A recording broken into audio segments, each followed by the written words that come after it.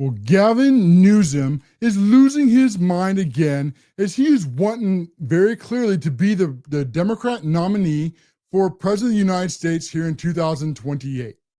Never forget for a single moment how radical and a leftist communist that Gavin Newsom is.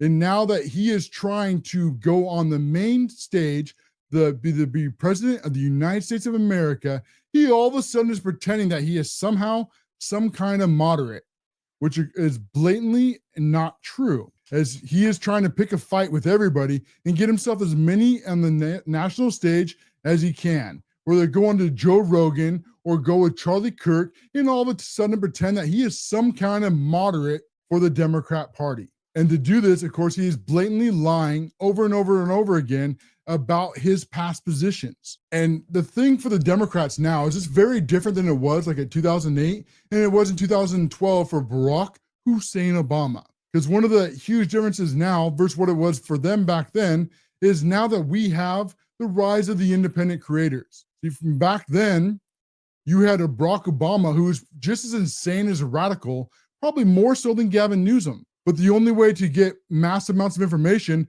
back then out from now was that there was only the mainstream media.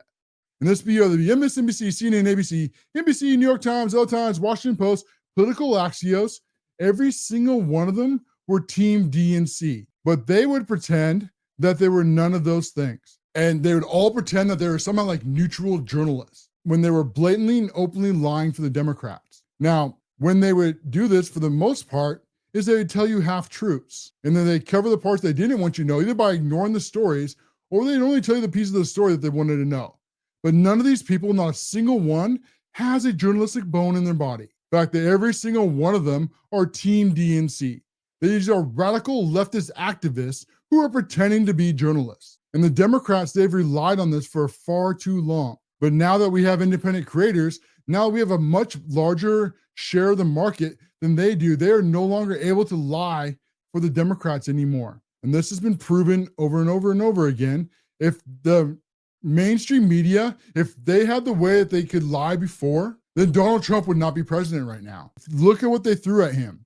You had all the impeachment hoaxes. You had the January 6 hoaxes. You had the 34 felony hoaxes. You had the Gene Carroll hoaxes. You had the boxes hoaxes, hoax after hoax after hoax thrown at Donald Trump. Yet none of them worked.